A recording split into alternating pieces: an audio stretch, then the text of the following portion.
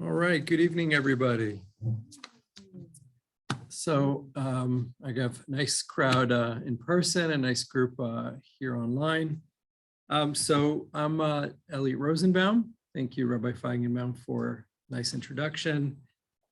We have, just to review logistics, we have a class tonight, then a class in 2 weeks, and a class in 3 weeks. So it's not 4 classes in a row, it's 3 classes. We're off next week.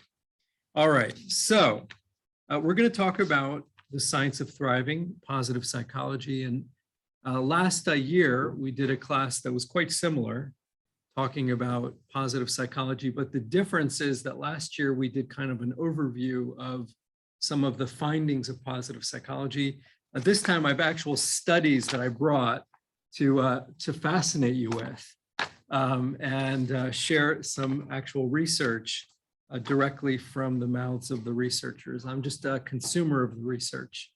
So my daughter asked me, did you do a lot of research for this class? And I said, yes, I researched the research, but I'm not a researcher. I'm a consumer. So what is positive psychology? So this is a little bit of review from our last class, picking up from where we left off. For those of you with great memories from a year ago. So for the past 100 years, psychologists have been studying mental illness, primarily, really, depression, anxiety, schizophrenia, bipolar disorder. We know a lot about how to be miserable. And essentially, what we've been studying is how do you make people normal? That is what psychologists have been studying. How do you make people normal? What does normal mean? Normal means the greatest amount of people is the norm. Is the norm happy? No. The norm is not happy, they're just not miserable. So if you drew a bell curve, right? If you drew a bell curve over this whole group of humanity, if we would say that the people that are most unhappy are -10, really like suffering, and people that are doing amazing, that are thriving, are +10, in the middle you would have 0, right? 0 is average. A bell curve works like this, right? The majority of people are in the middle. Right, about 2.6% of people are -10 and 2.6% of people are +10. 2.6%, right, out of 100%. The vast majority, 75% and more, are around 0. So, which means that the vast majority of people are neither suffering, they're not like the clinical population, and they're not thriving, they're not happy. They're just 0, okay, which means normal. Average. And so what has clinical psychology been studying for the past 100 years? They've been studying how to remove the negatives, right? Someone's very unhappy, someone's miserable, someone's in the negative. Let's help them become normal. But normal is not happy. Normal is 0, okay? When you remove a negative mathematically, for those math people, what do you get? When you remove a negative, what do you get? Very good. So most people say when you remove a negative, you get positive, but that's not true. If you remove a negative, you get 0 if it's the same negative. Thank you, Sherry. Right? If you remove -5, if I'm no longer -5, it doesn't mean I'm +5. It just means I'm 0. If I'm not miserable, it doesn't mean that I'm happy. It just means that I'm neutral. I'm 0. Okay. So for 100 years, we've been studying how to make people 0. Which when I teach this class to people, you know, who are in the mental health field, they get all upset. What do you mean? That's not what I'm trying to do. I'm not trying to help people. We have a mental health professional right here. I'm not trying to help people be 0. I want to make people happy. But I question, how many classes did you have on happiness in graduate school? I'm not going to put you on the spot. I'll tell you nothing, 0, right? In clinical psychology school, there were 0 classes on happiness. It was all on illness and how to treat the illness to bring people back to normal, which is 0, okay? People get all upset when I talk about this, right? Because what are you talking about? That's not my goal to make a bunch of 0s. But that is essentially what we learn, is how to remove the negatives to make them 0. So this is what's been happening the past 100 years, clinical psychology, okay? I'm guilty, I'm a clinical psychologist. We've been studying negatives and making them normal. Is that valuable? Is that a good thing? Yes, good thing. It's a good thing, right? If someone was miserable and now they're normal, which means they're like getting through the day okay, thank you very much. I feel a lot better. That's a great improvement. Okay, so it is a very valuable thing covered by insurance.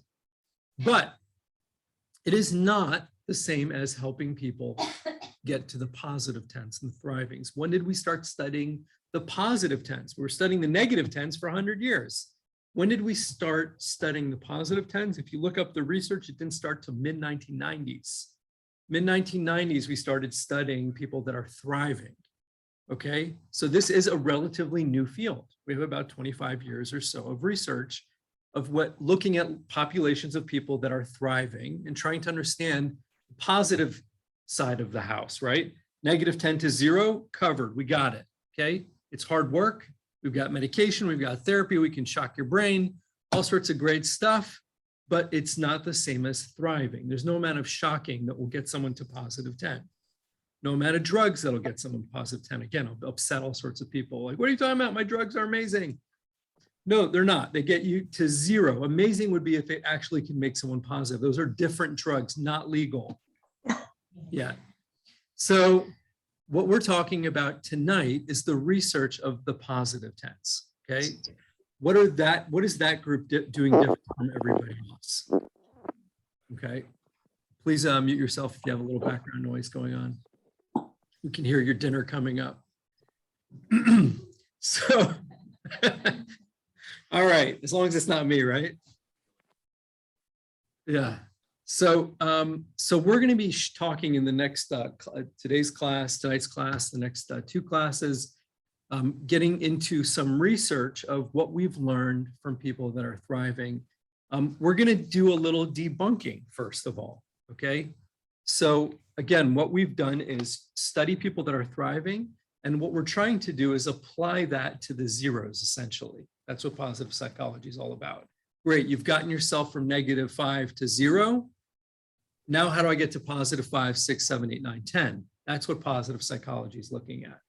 Okay, we know what the positive 10s are doing. We've studied them. Let's, me and you, apply those lessons and try to become more on the positive side of the bell curve, okay?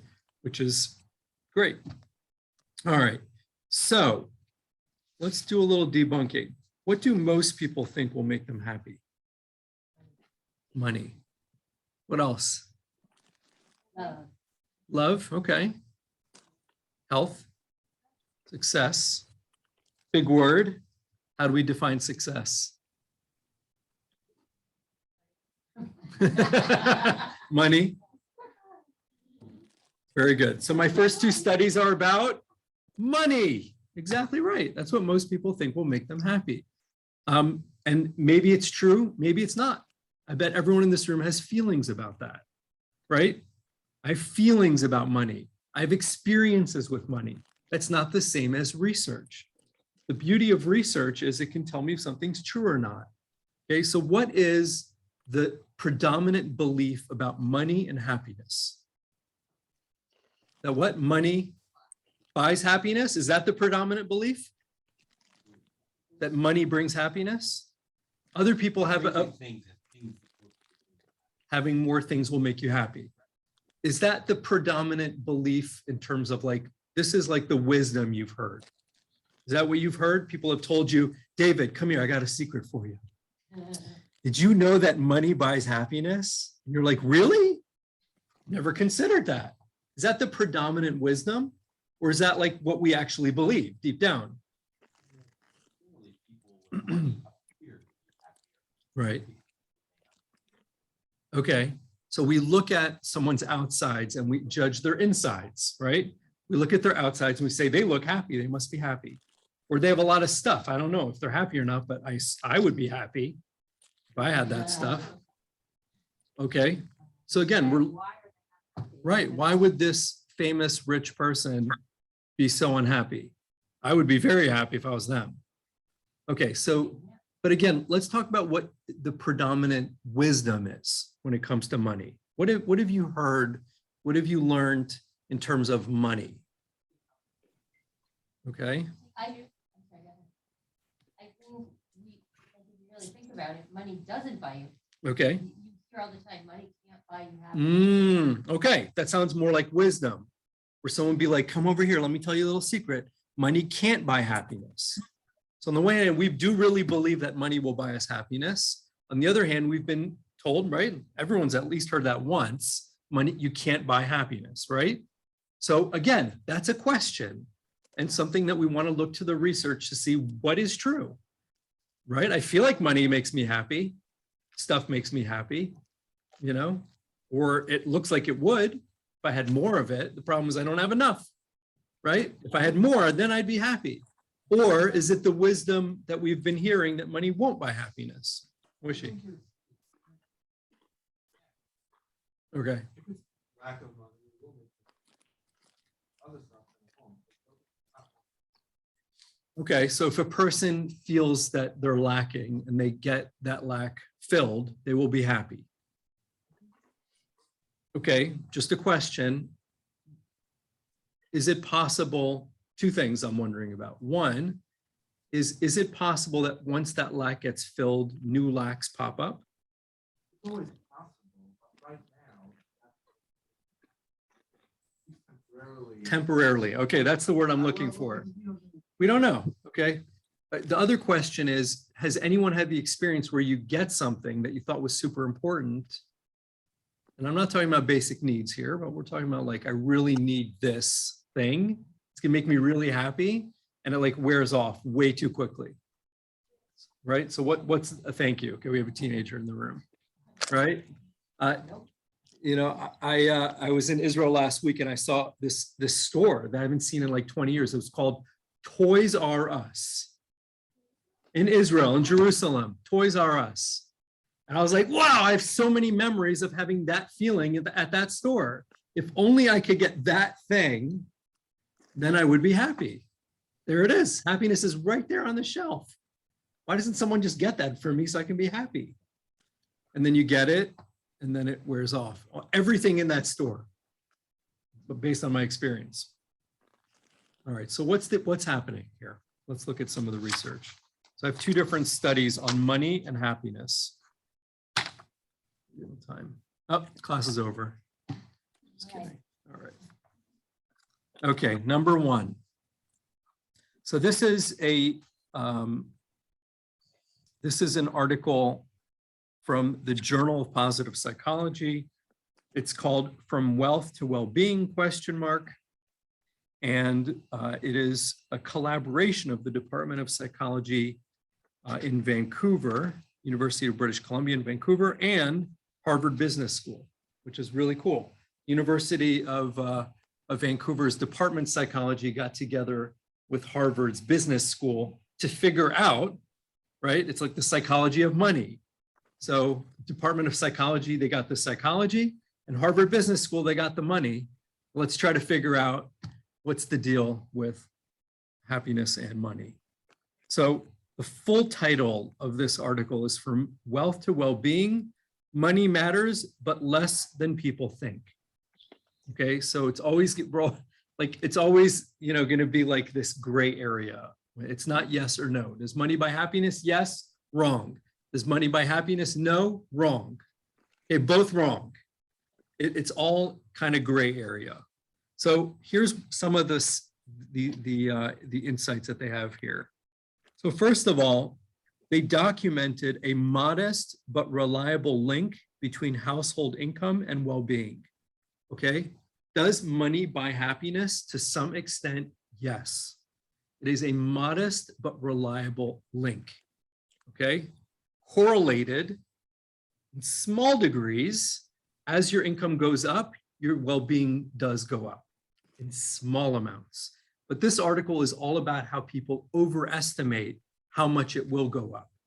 Okay, and the bottom line of this article is we overestimate by 100%. By 100%, how much happier we will be when we have more money. And we also exaggerate in our minds how horrible it would be if we had less money by about 100%. Okay, is it correlated? Yes. Okay, but is it as important as we think it is? No. Why not? We'll get to that in a little bit.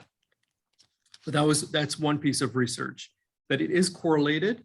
Okay, so money is good, money is helpful, but it's not the whole story.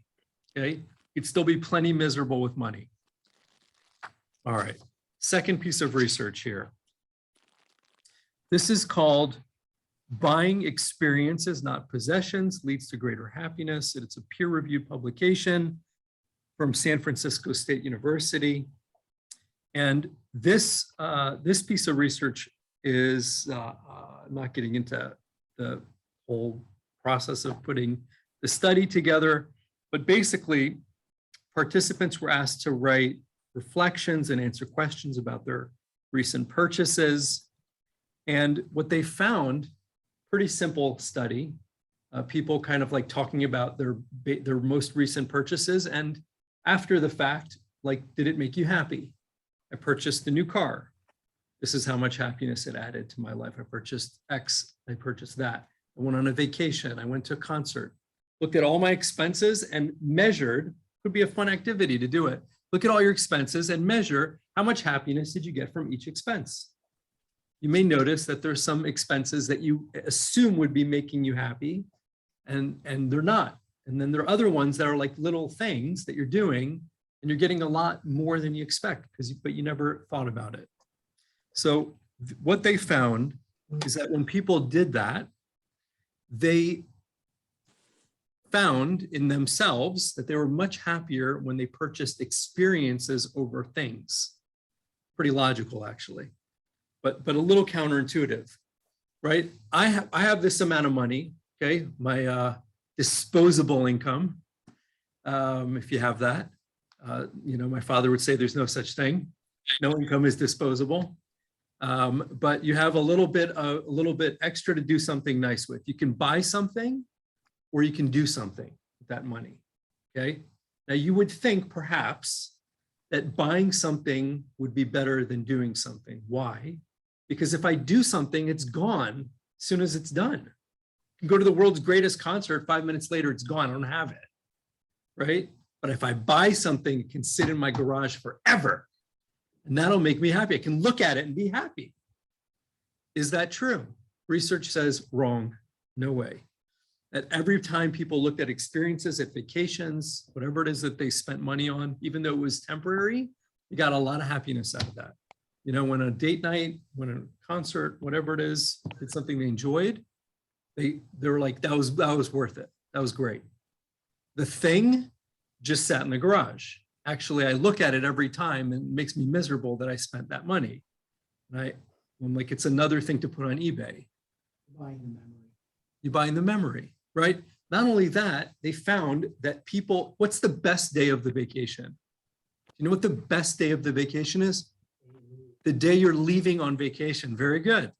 The most happiness is experienced leaving for vacation, but it's all the lead up from the day you book that vacation. You see it on the calendar every day. It's adding to your happiness. And then after the fact, even if there were certain things during the vacation that were absolutely horrible, your brain basically erases that, which is really cool. Your brain basically erases the negative, and you'll most likely look back on this thing that you spent money on, this experience, and be like, that was amazing. It was perfect. Okay.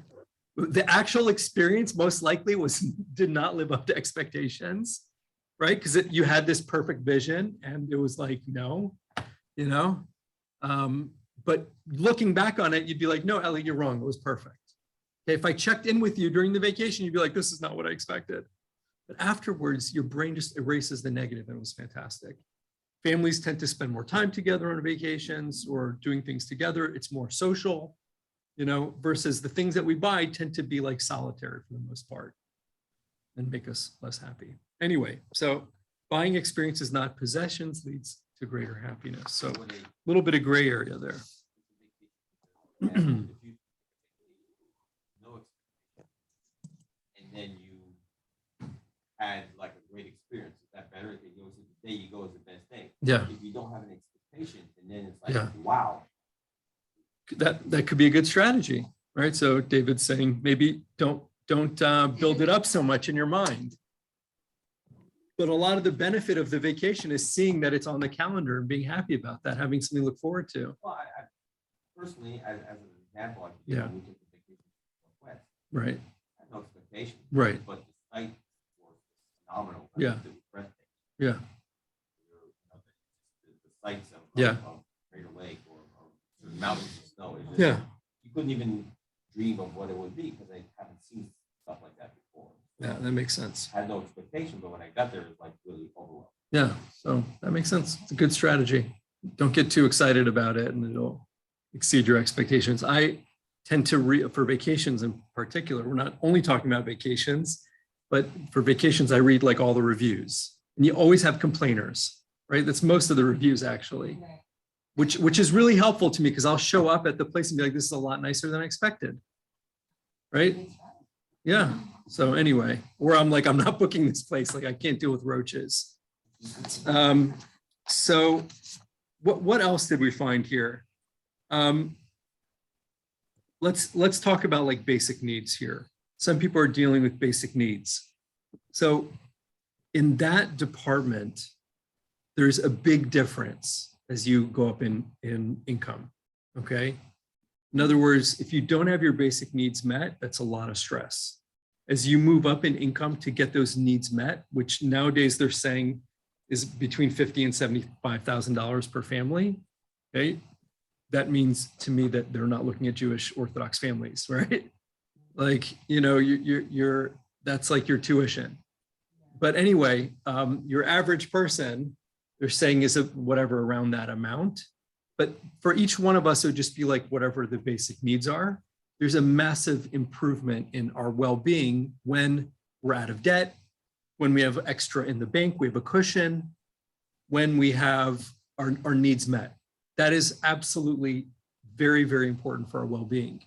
But what people are overestimating in this article, what they found was the difference between, I don't know, 100,000 and 500,000, or 500,000 and 5 million, or 5 million and 50 million. And people have all these crazy amounts in their heads, right?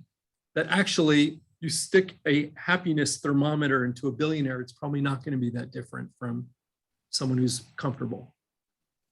It may be worse, right? It may be worse. There's a lot, you know, lot to worry about when you're at that level.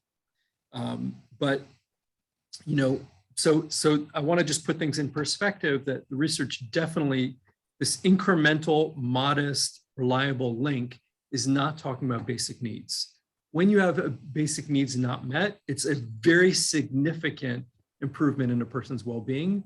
When their needs are met, when they feel like the sharks are off their back, huge improvement in well-being.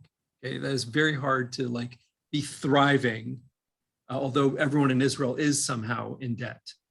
You know, somehow, like, I don't know, they get miracles, but in America, not so much. Yeah.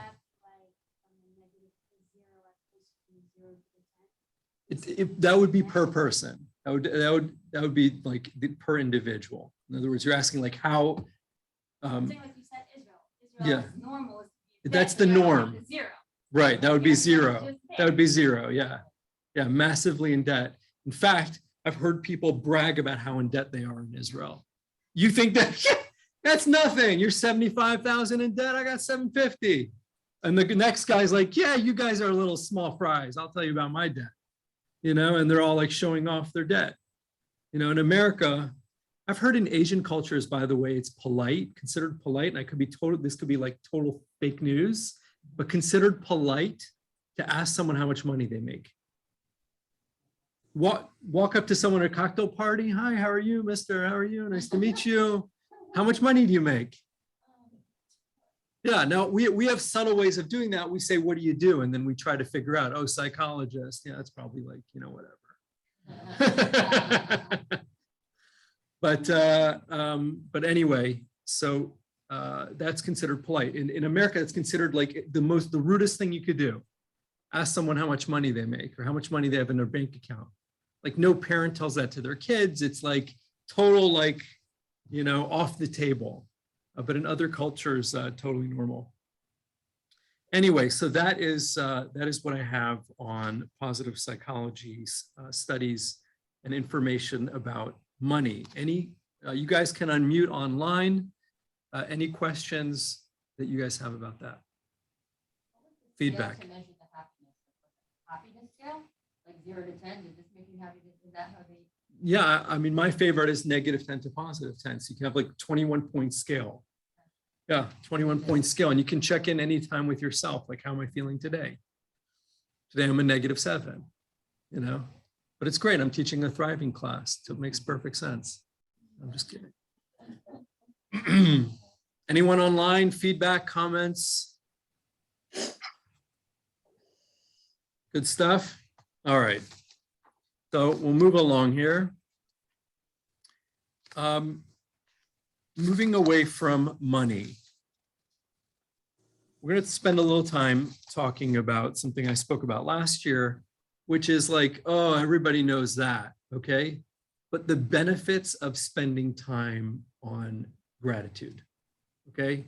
Specifically, 5 minutes a day, just taking 5 minutes a day, it's really hard actually, to take 5 minutes a day and just focus on what you have and be grateful for what you have. Be grateful for what others have done for you and be grateful for just for 5 minutes. It's actually quite hard to do, but what difference would that make in a person's life if they would do that every day? Okay, so I have some research on that.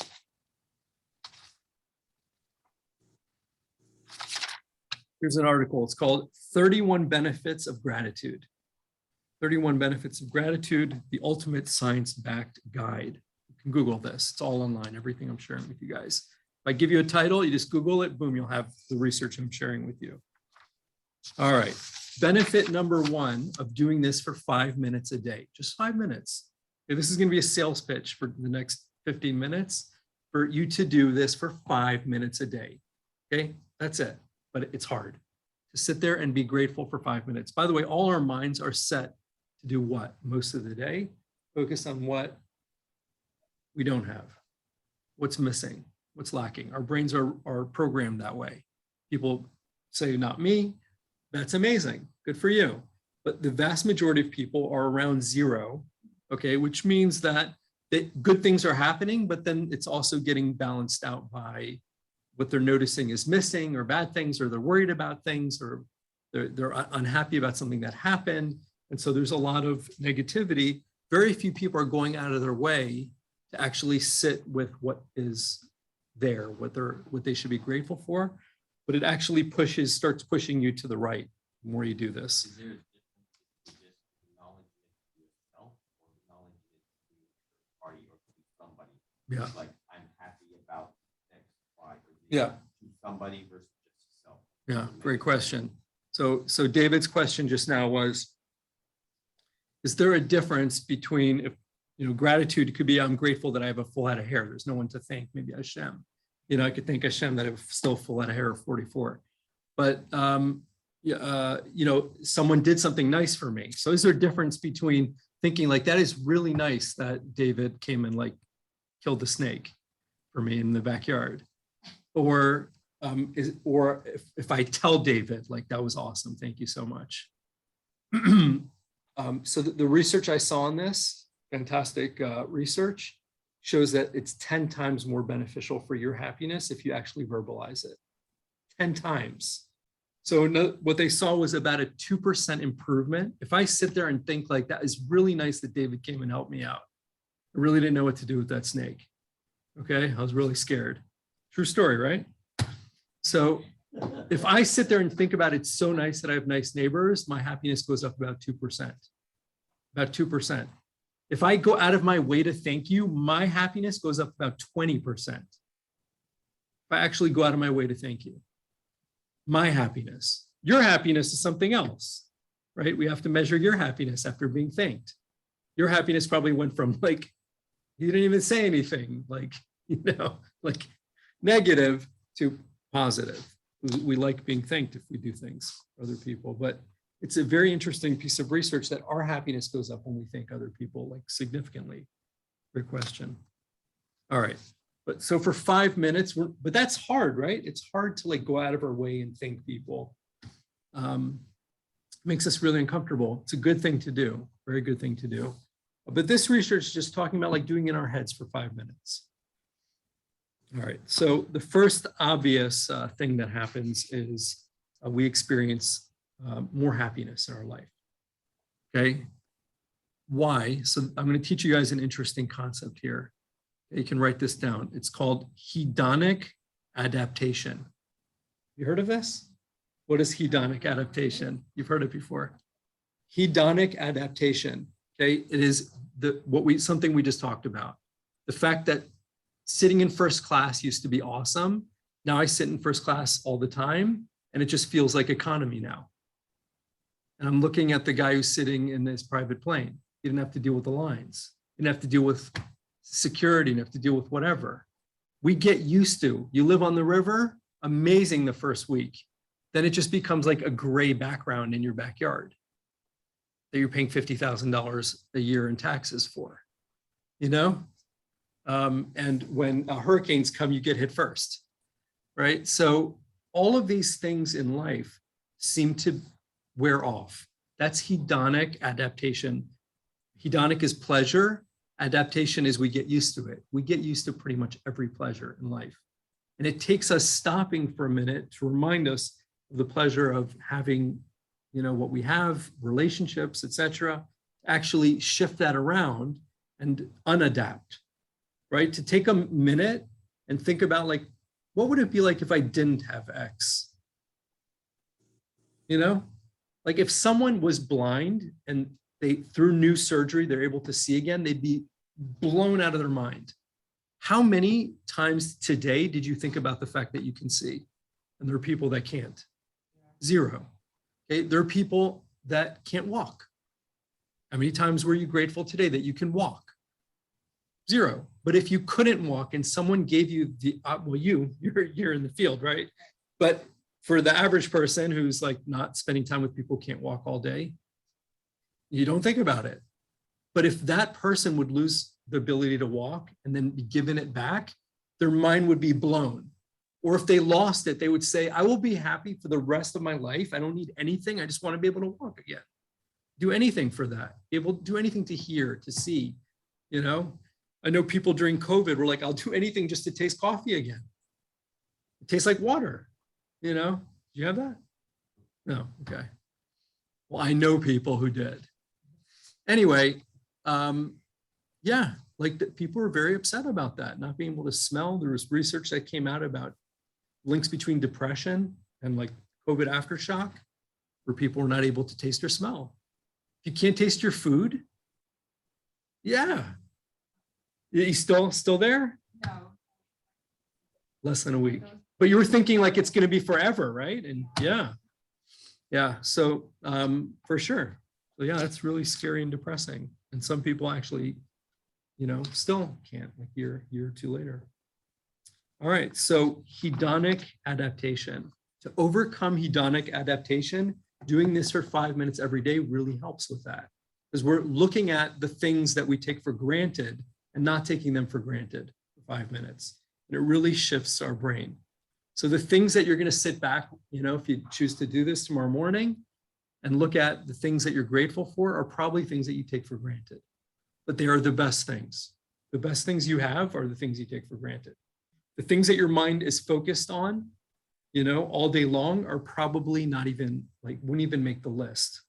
If you know what I'm saying, right? The things that we're focused on negatively all day long probably wouldn't even make the list.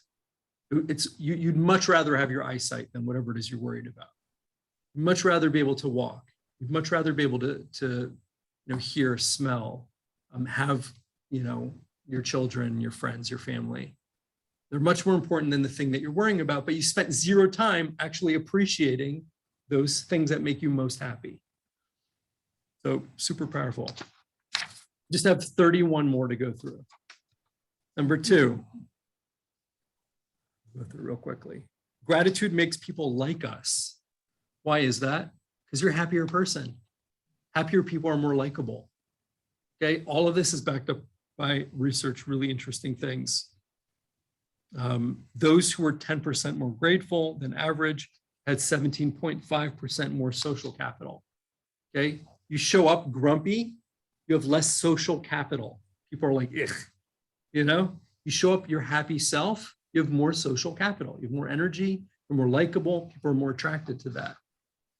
Very interesting. Gratitude makes us healthier. Listen to some of these statistics. People have physical symptoms all the time, right? 16% less physical symptoms, people that are doing this 5 minutes a day. Gratitude.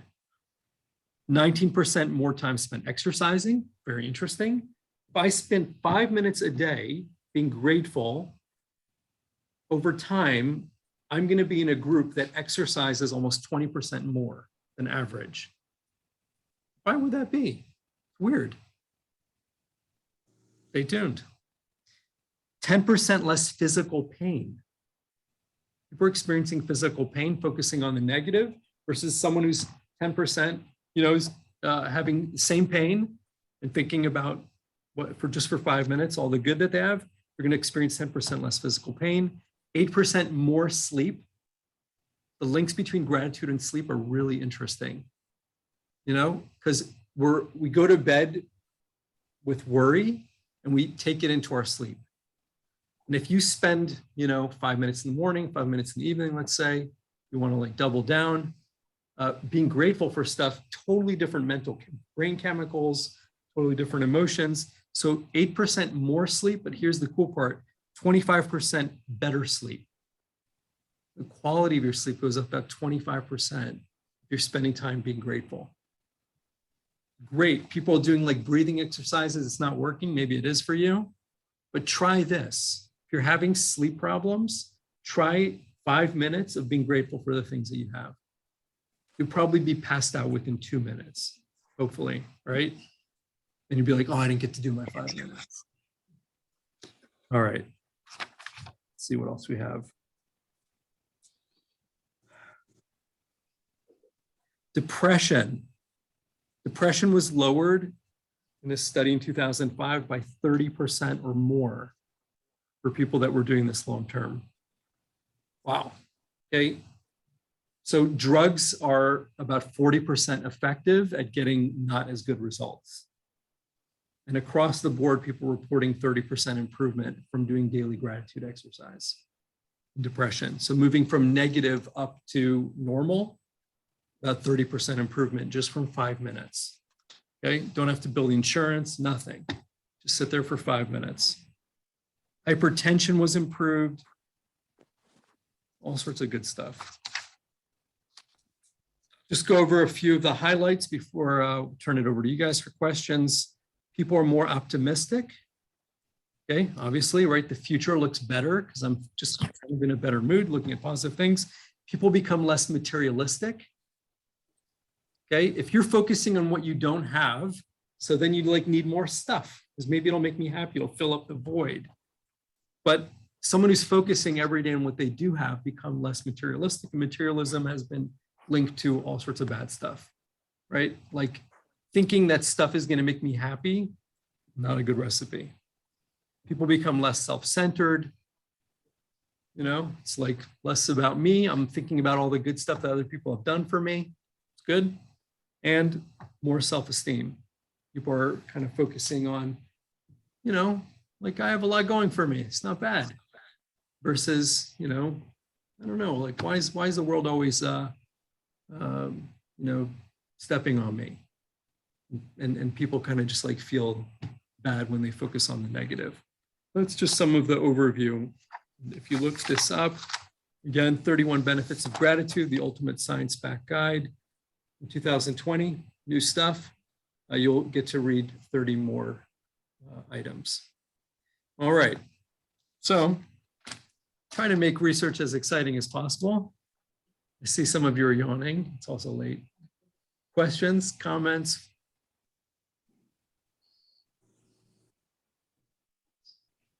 Guys online, anybody? Thank you for making it so interesting.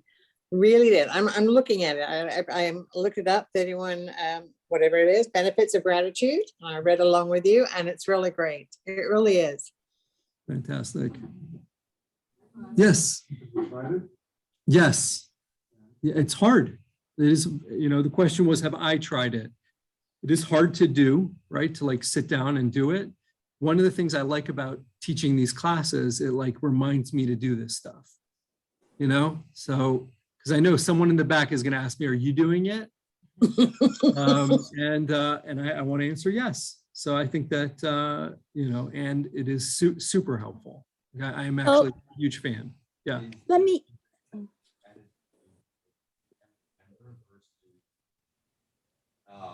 stranger or like a work crowd? Like, well, and is the surrounding different? Like in the family, is it just as effective as, or is it more effective to strangers? Be like expressing gratitude Yeah. to a family member versus a stranger. That's a good question. I haven't seen research on that. What I've seen is that when people think about the person that they're most grateful towards, it's a very, very powerful exercise.